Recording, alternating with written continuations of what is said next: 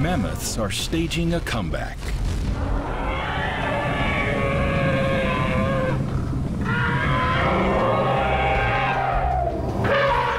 They're turning up everywhere.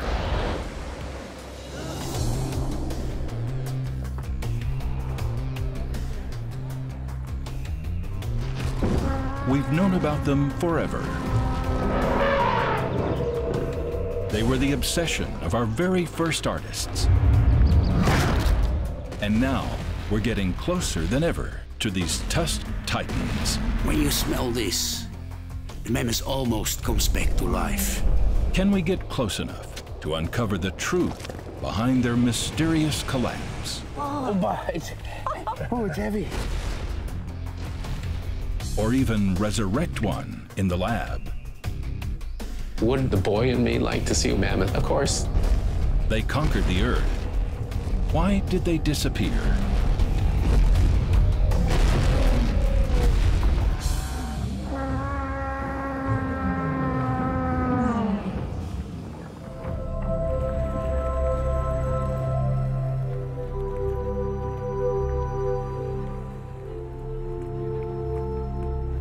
The National Museum of Natural History in Paris was founded in 1793 during the French Revolution.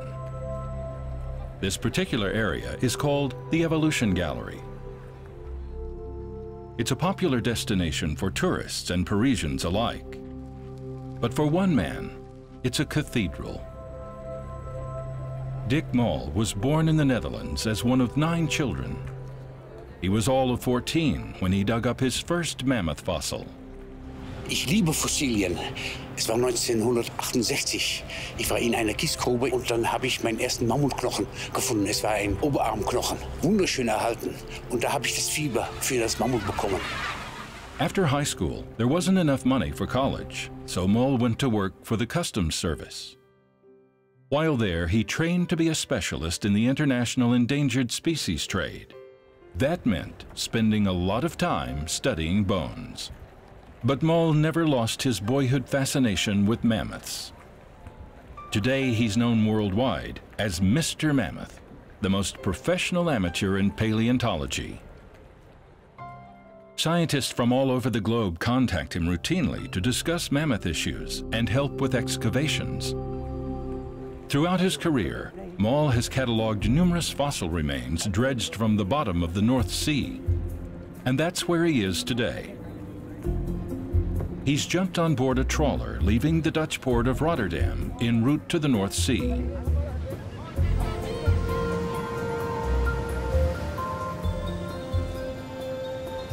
His target area is just a few miles offshore, the shipping lanes leading to the inland harbor. Mol is an opportunist. He knows the harbor seabed must be dredged routinely to a depth of over 80 feet to keep the giant cargo vessels afloat. And along with the sea creatures and silt, the dredging often dislodges a treasure trove of Ice Age fossils. Baumlose Mammutsteppe gewesen war. Und da haben Tausende von Mammuts gelebt. Und ihre Überresten, die können wir aufdredgen. The trawler's nets comb the ocean floor for about an hour, snagging a variety of stirred-up bony remains. Then Mol and crew start sifting through the catch. Mol has relied on this technique for some 15 years, and with good reason. It works. Today, his Ice Age bycatch features a woolly mammoth vertebrae. Guck mal, wie wunderschön erhalten. Und so ein Wirbel, so gut erhalten, da sieht man sofort, dass es auch ein erwachsenes und ein älteres Tier gewesen ist. Sagenhaft. Da brauchen wir mehr davon. It's a good day for Mol, but still, it's another small piece to a very large and complex puzzle. Woolly mammoths roamed the planet for about 250,000 years. The last holdouts vanished from Siberia about 10,000 years ago. What caused the die-off? The story begins at the last ice age, known as the Pleistocene. It began about 1.8 million years ago and lasted until about 11,700 years ago. The continents had already moved to their current positions. Sheets of ice covered large parts of Europe as well as the other continents. The climate was much colder and drier than it is today. Average global temperatures were about 41 to 50 degrees Fahrenheit below today's norms. Most of the water on Earth's surface was frozen. Rainfall was about half of what it is today. Sea levels sank almost 400 feet. Whole bodies of water dried up or froze. The British Isles became part of the continental landmass.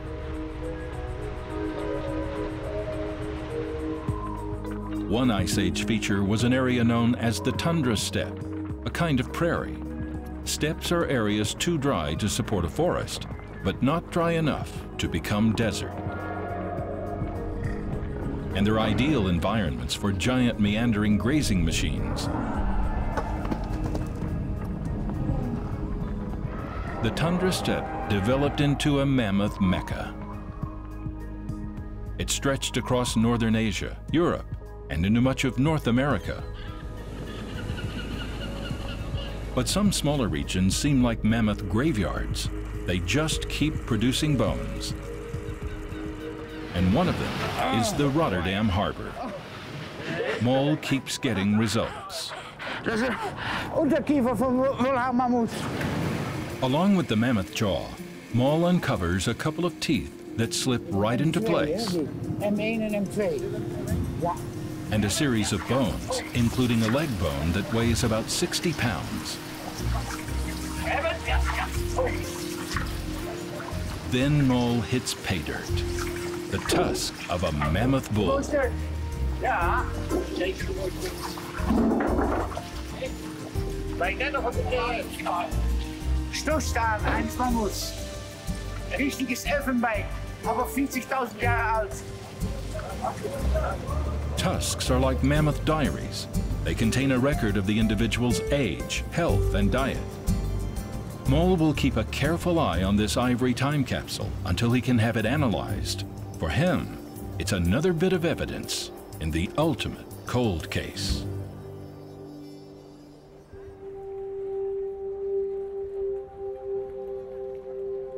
With so many specimens and improved technology, scientists have been able to put together a detailed dossier on these prehistoric pachyderms.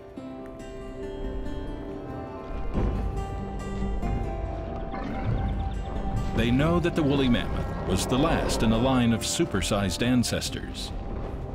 Here's what happened. The first mammoths rumbled out of Africa about 3 or 4 million years ago. Experts believe that years of drought triggered the migration. No rain meant no food for these hungry herbivores. So the mammoths moved north and eventually occupied most of Eurasia. They were called southern mammoths because the first fossils of one were found in southern Europe. With a shoulder height of roughly 13 feet, the southern mammoths were the group's Goliaths. Die Füße von einem Mammut sind sehr wichtig. Die erzählen sehr viel über das Tier und vor allem über die Größe. Weil diesen Umriss vom Fuß ist wie ein Fundament von einem Haus.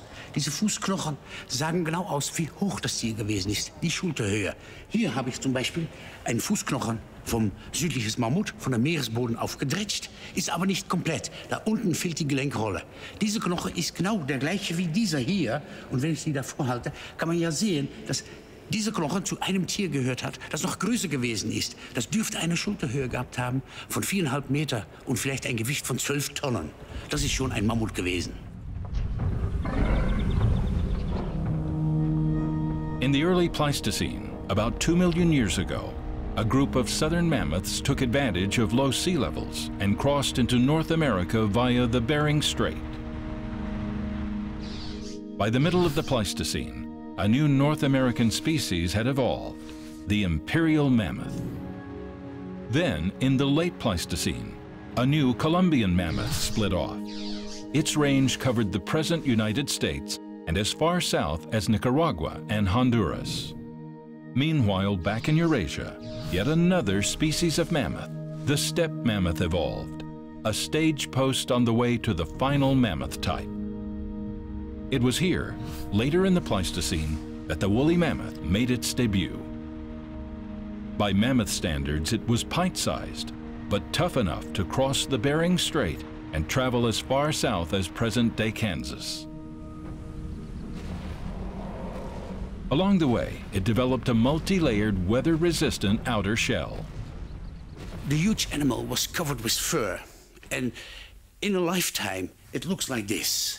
Fur of a woolly mammoth. Fine wool immediately on the skin, and over it, like a raincoat, these long, coarse hairs, giving the animal the real name, woolly mammoth.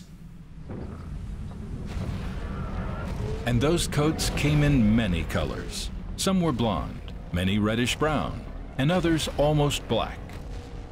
They also carried a signature scent. When you smell this, the mammoth almost comes back to life. You know exactly how a mammoth smelled like.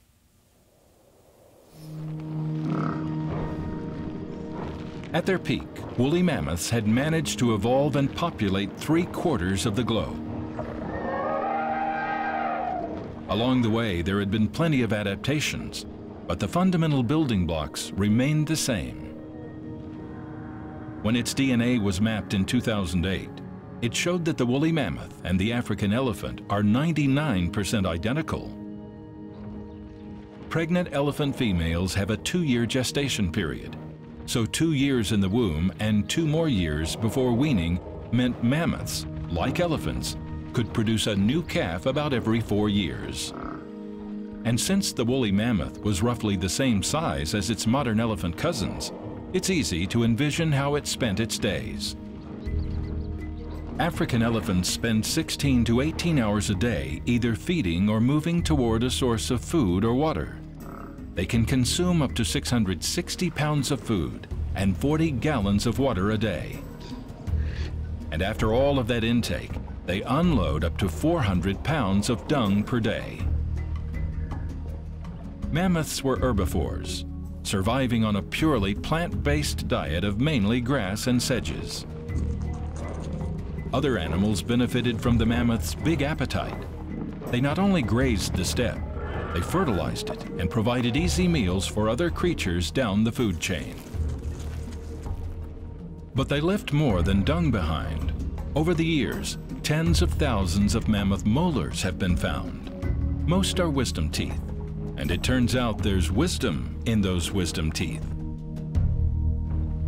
By following the teeth trails, scientists have been able to trace the migratory paths of different mammoth species. In fact, the only reliable way to identify the different mammoth species is by the number of enamel ridges on their molars. Early mammoths had few ridges. As new species evolved, the number of ridges increased to grind up a wider variety of vegetation. Woolly mammoths got 6 molars on each side of their jaws during lifetime. These molars had high crowns and lots of these thin enamel plates or lamellae to grind down the tough grasses of the mammoth steppe. When the last tooth was worn away, that was the end. The animal starved. Like their elephant cousins, mammoths were social animals. They traveled the steppe in herds, led by an alpha female. Alongside the alpha female, younger females, calves, and young bulls formed the rest of the herd. Adult mammoth bulls patrolled the Ice Age steppe as loners. They could weigh up to 5.5 tons each and reach a shoulder height of nearly 10 feet. They looked similar to African elephants today, except for their tusks, which were much longer and grew in a spiral pattern. Mammoths used their tusks to dig for food, but more often they functioned as weapons used to intimidate or gore predators and rivals. The tusks featured dramatic curves and could easily be up to 16 feet long. And they're still turning up. Sometimes people digging for something else find themselves face to face with a mammoth. And when they do, Dick Moll wants to be there.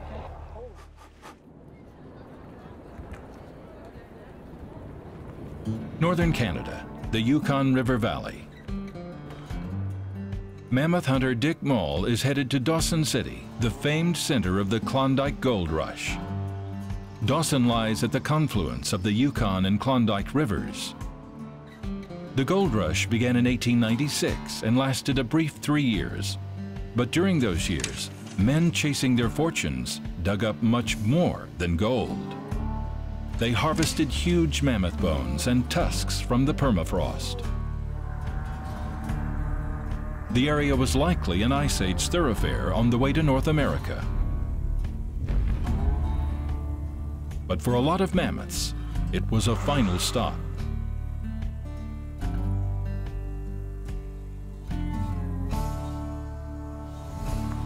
Today, the city operates like a gold rush theme park and caters mostly to tourists. Moll is here to work with Dr. Grant Zazula, the Yukon State paleontologist. Zazula knows the area and the people. He'll be Moll's guide as well as his colleague on this trip. The search for gold hasn't disappeared. As long as the price stays high, a few diehards will keep toughing it out, hoping for the big payout. First up is local mine owner Bernard Johnson. He's a fossil hunter as well, and more than happy to show his collection. Look at this. And his gold to the experts. Real gold. That's real gold. That's from your mine. Can I touch it? Wow. Well, no. Here, you can feel the weight of it. Wow. That's huge. And heavy, I can tell you. Really heavy. Wow. But you have more than this, I guess. Ah. Oh, wow. This is what I like to have in my hands. Oh, wow. Just start. Oh, this is a good one. You find this yourself? Yes. A long time ago. So where's the rest of the bone? Eaten. Wow. The next stop is a bit less pleasant. Mining has become a highly mechanized industrial process. This form is called hydraulic mining.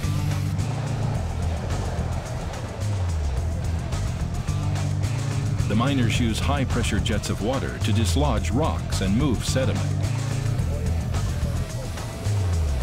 Then they hose the muck through the sluice boxes to sift the gold.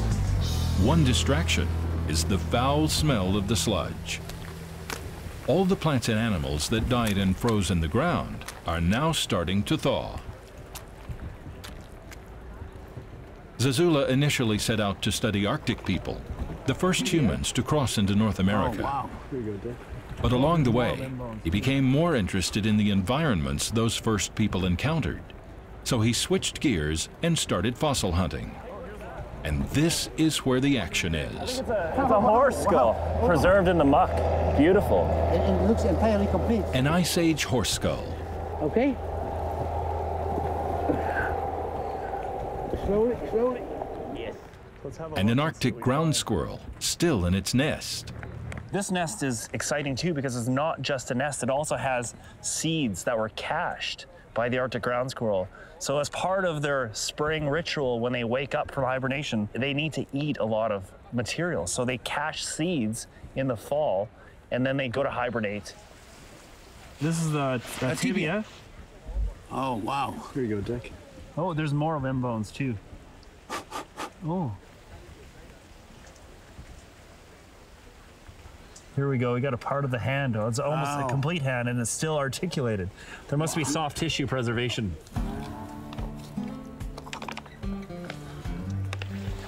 Oh, such a beautiful animal. Yeah.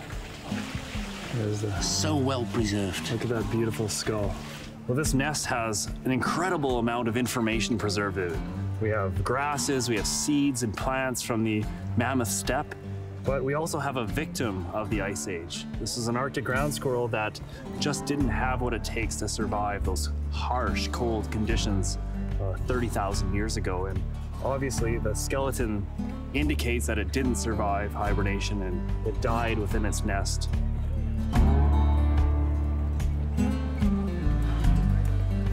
Meanwhile, Zazula's colleague, Elizabeth Hall, has stumbled on a remarkable find.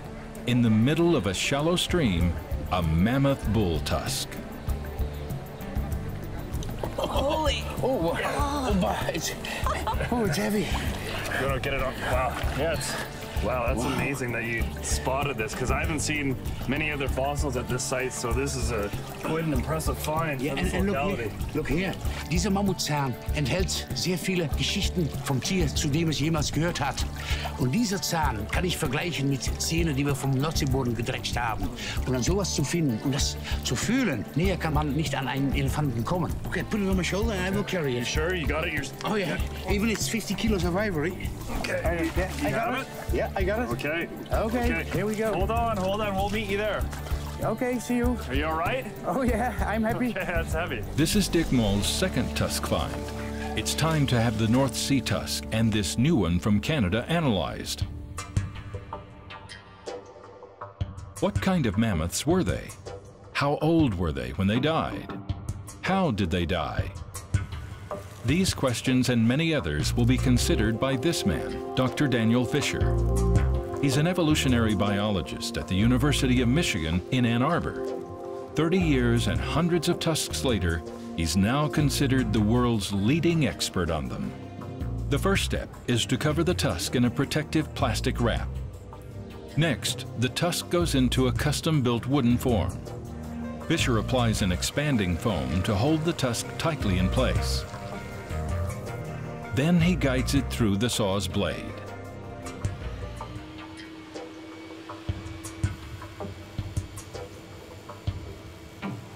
Tusks are modified incisors that grow continuously in layers throughout the animal's life. Fisher has discovered that these layers can be built in yearly increments like the rings of a tree.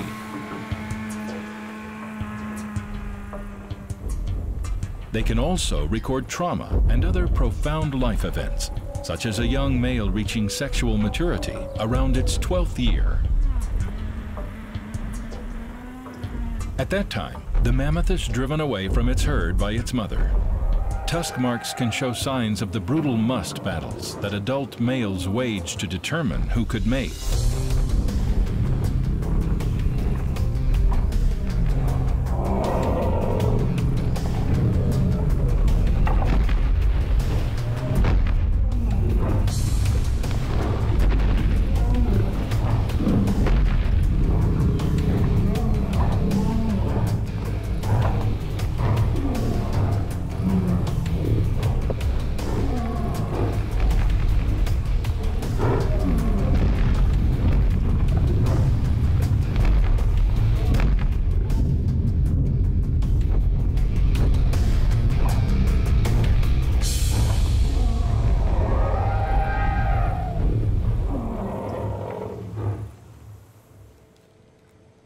Fisher found marks in the layers at the root of the tusk that revealed how the animal had died, whether it was illness, injury, environmental stress, or sudden death. Yeah, it's good years in there. It's just beautiful. Yeah.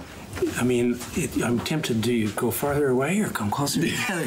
A tusk like this grows essentially by formation of conical layers of dentin that form one inside the other from the tip of the tusk toward the base.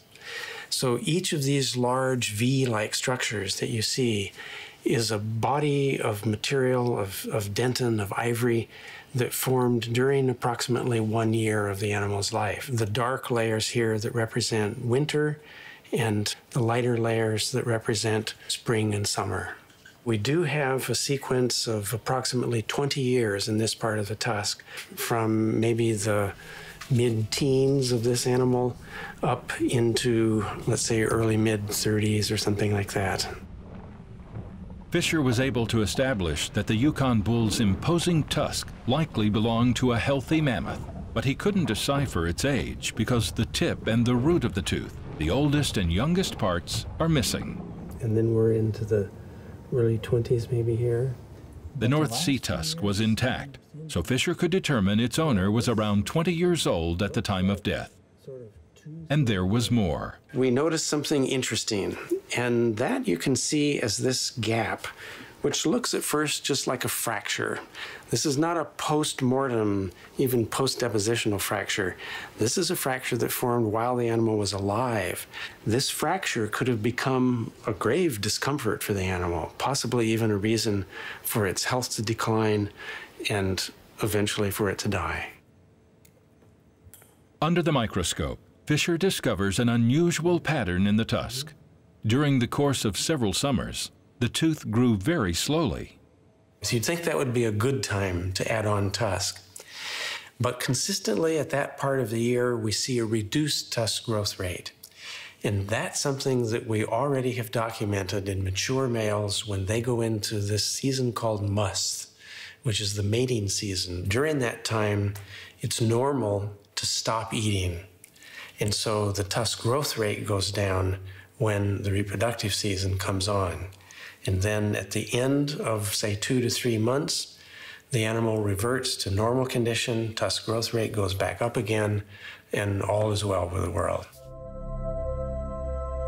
One problem with interpreting mammoth tusks is that they almost never come with mammoths attached, so there's no proof that the tale the tusks tell is accurate. That was until 2007. On a May morning on the Yamal Peninsula in northwestern Siberia, a reindeer herder discovered a petite corpse. Other than the missing hair and toenails and the damage she sustained after her discovery, her only flaw was a dent in her face, just above her trunk. Not bad for 37,000 years on ice. She was named Lyuba, after the reindeer herder's wife. Here was Fisher's chance to prove his tusk timeline theory. Milk tusks grow from gestation through the time in the womb, almost 2 years. By examining her teeth, internal organs, and stomach contents, Fisher could compare what her tusks said with the corresponding forensic evidence. Lyuba's premolars and tusk revealed that she had been born in the late spring and was only a month old when she died. A CT scan of Lyuba showed traces of sediment in her trunk, throat, and bronchial passages. This suggested that she died after inhaling mud and suffocating. The CT evidence suggested an accidental death, a life of good days coming to an abrupt end. The scenario matched the one Fisher had read in her tusks. It was the proof he was looking for. And another step forward in the quest to find out what triggered the extinction.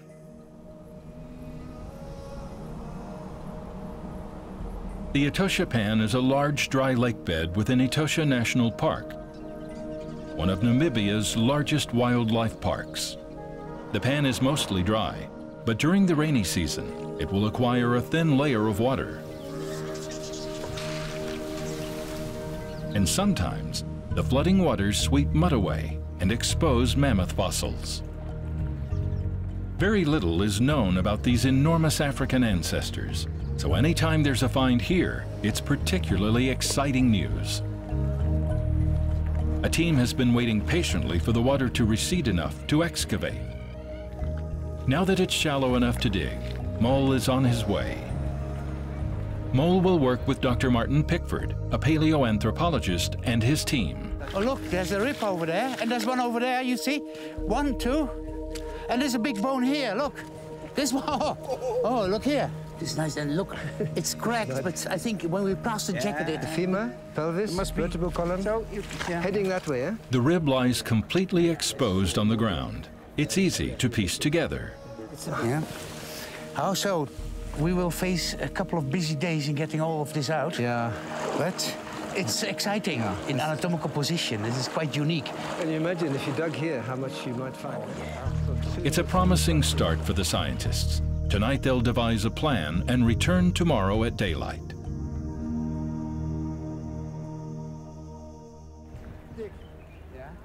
The next day, the team lays out a grid to record the exact position of each mammoth fossil. Only then can the dig begin.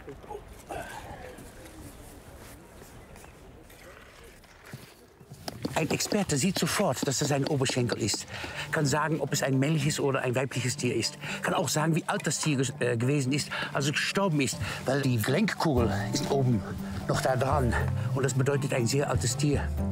Und ich habe natürlich Tausende von Knochen in aller Welt ausgegraben. Aber auf die Wiege zu sein, wo die Mammuts entstanden sind, auf dem afrikanischen Kontinent, das ist doch ganz was Besonderes. Und ich liebe das. Das ist für mich eigentlich ein bisschen emotionell.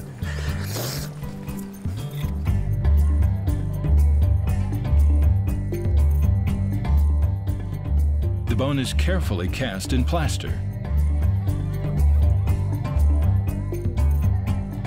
Then wrapped for transport. Not far away, there's another find. You want to come close to a mammoth? It's the tip of a tusk. This is really nice. Beautiful. Yeah. Feel the tip, Martin. No, I can feel it. Smooth, eh? It's so smooth. Yeah. Was sehr interessant ist an dieser Fund, wir können hier auf diese polierte Seite die Schriegellinien, die Wachslinien vom Elfenbein, kann man mit dem Sonnenlicht sehr gut erkennen. Sowas, das sieht man normalerweise nur unter dem Mikroskop. As they reconstruct the ancient skeleton, a portrait of the ancestral mammoth begins to take shape. It seems to have a longer body than its more evolved counterparts. It has straighter tusks and larger ears. Mammoth extremities, like ears and tails, became much smaller over time to withstand the brutal cold. But along with the mammoth fossils, the remains of tortoises and flamingos suggest a habitat far different from that of today. We've got 23 species of vertebrates, including tortoises, flamingos. We've got a nice flamingo bone here. Yeah? It's one of the leg bones. Yeah? But we also get a lot of catfish. This is the skull of a catfish. And here we're talking about a fish that would be 1 meter long. This area now is steppe. It's just grass with a few bushes. But 4 million years ago, we had palm trees growing here and big trees. And that would be the food for the mammoth. So that mammoth was living in a woodland environment, much more humid than it is today here. And so the Great Migration began, and with it, the kinds of adaptations required to survive global climate change.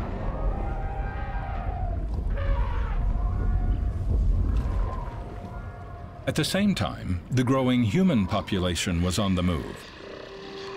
They had a healthy respect, almost a reverence for their woolly allies. But they weren't alone on the icy steppe. Other big herbivores, like the woolly rhinoceros, grazed nearby. The giant rhino weighed about as much as a car and featured an intimidating 4-foot horn.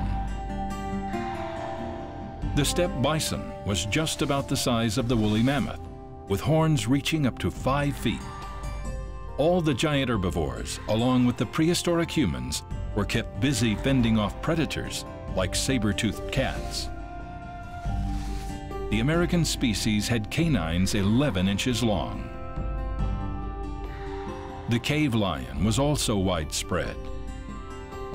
It was nearly 4 feet taller than its current relatives, the biggest cats in Africa.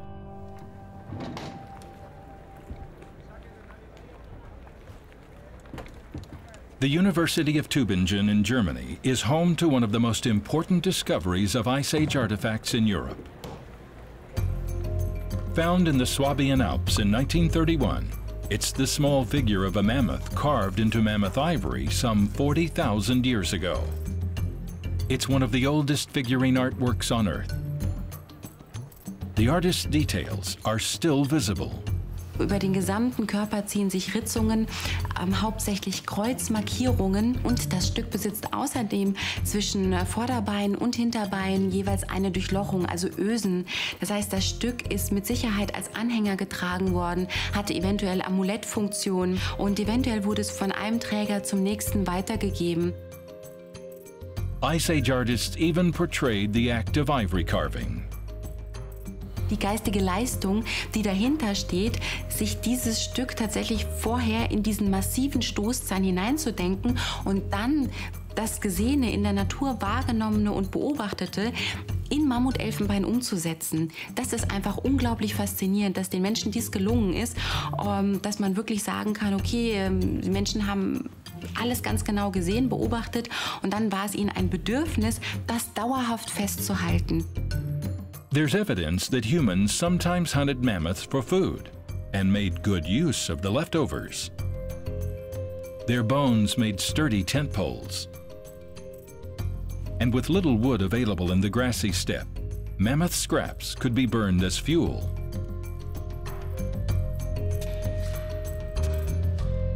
These images of woolly mammoths scratched on slate are 15,500 years old.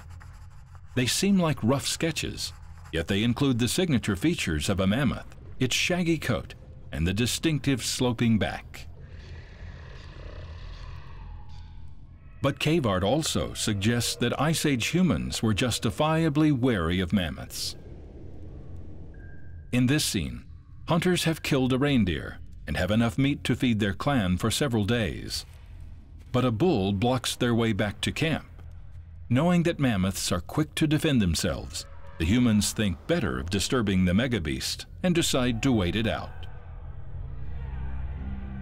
For many thousands of years, humans and mammoths lived side by side. Then, about 13,000 years ago, more than 3/4 of the large Ice Age animals, including woolly mammoths, died out.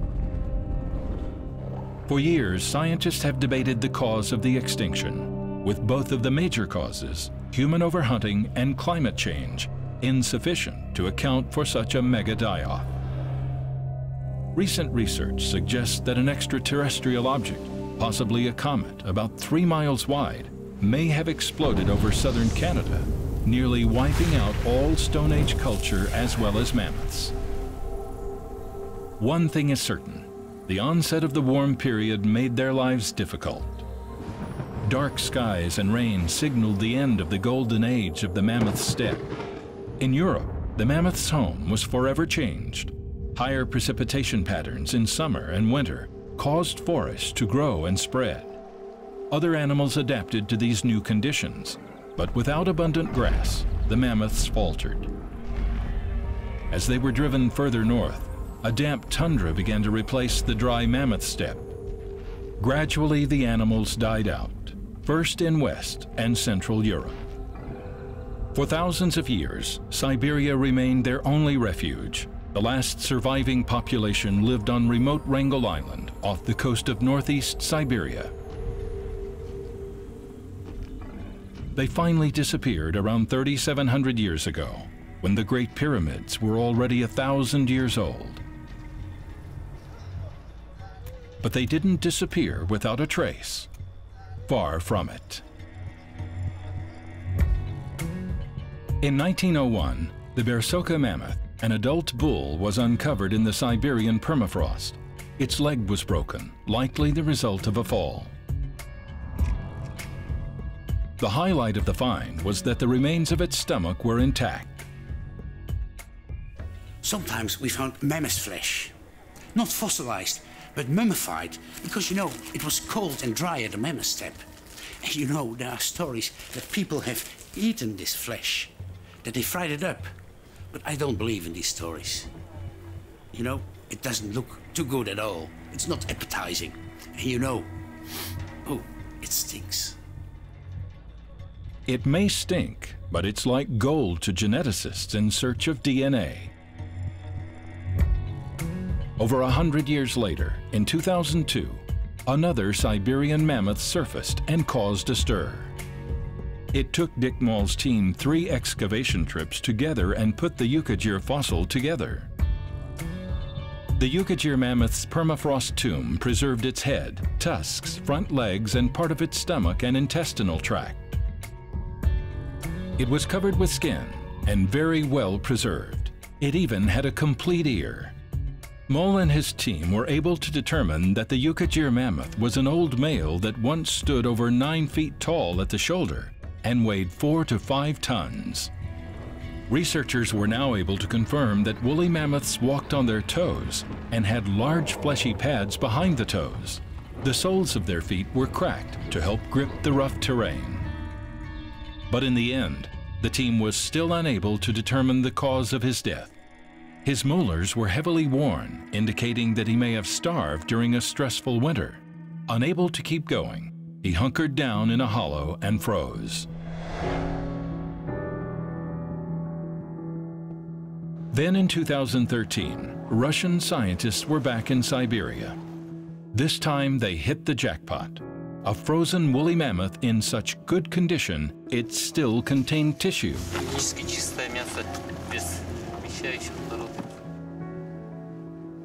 And blood.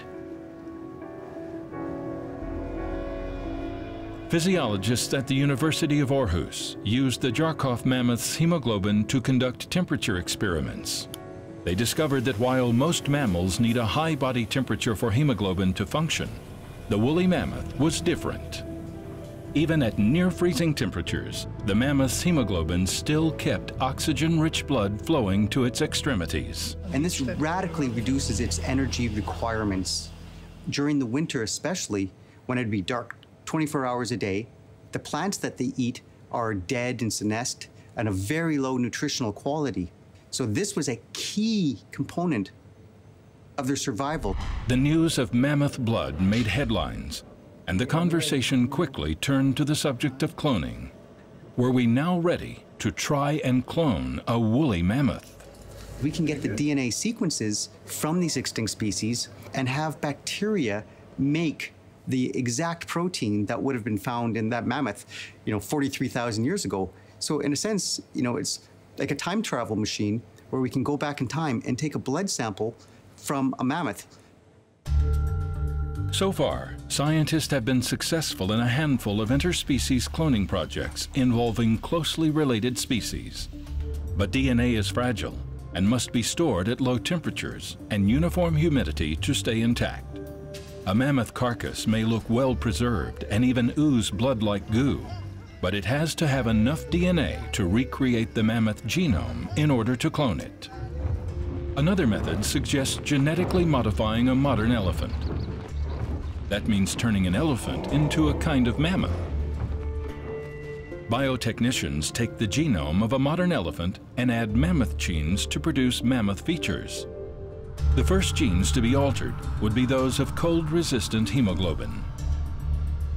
Mammoth DNA can be inserted into the exact place on an elephant genome to make the elephant hairier, fatter, and more mammoth-like. Then, insert the new genome into an elephant egg, and a mammoth-like creature would be born. So far, all efforts to clone a woolly mammoth have failed. The ancient DNA is too fragmented. But there's still enough usable DNA for the scientists at McMaster University in Canada to study mammoth history. They use slices of mammoth bone from Siberia. A bone fragment contains enough raw material to reconstruct mammoth DNA. And this tiny transparent drop contains millions of genetic fragments. A high-performance DNA sequencer reads the individual DNA pieces and fills in the missing information. And there have been some surprising results. We've focused on now the southern mammoth species, which is, of course, the North American Columbian, which was, of course, larger than the woolly, and has always been considered from paleontology as two distinct species. And what the DNA seems to show so far is that there's actually a very tight connection between the two. In fact, it looks like large male Columbian mammoths were mating with female woolly mammoths, probably outcompeting the smaller woolly males. As fond as they are of mammoths, the experts at McMaster think cloning would be a mistake. I have a hard time understanding the real point of bringing back a woolly mammoth. Would the boy in me like to see a mammoth? Of course. I mean, we'd all like to see these extinct animals, but the problem is there's no real surrogate climate for them currently. You can't bring a single individual back. You need to bring back hundreds to have a breeding population.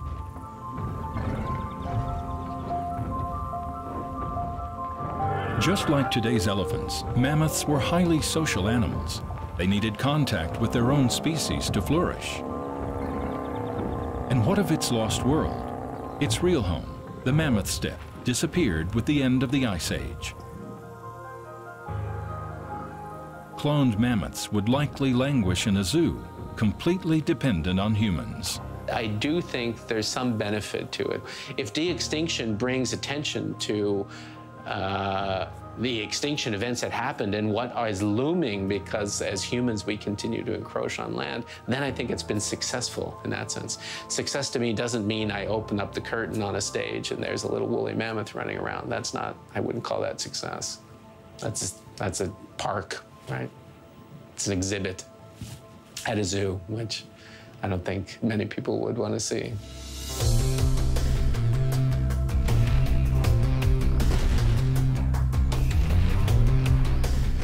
Mammoths were the giants of the Ice Age. They conquered the world at a time of turbulent climate change and continued to adapt to it. Countless finds demonstrate their unprecedented success.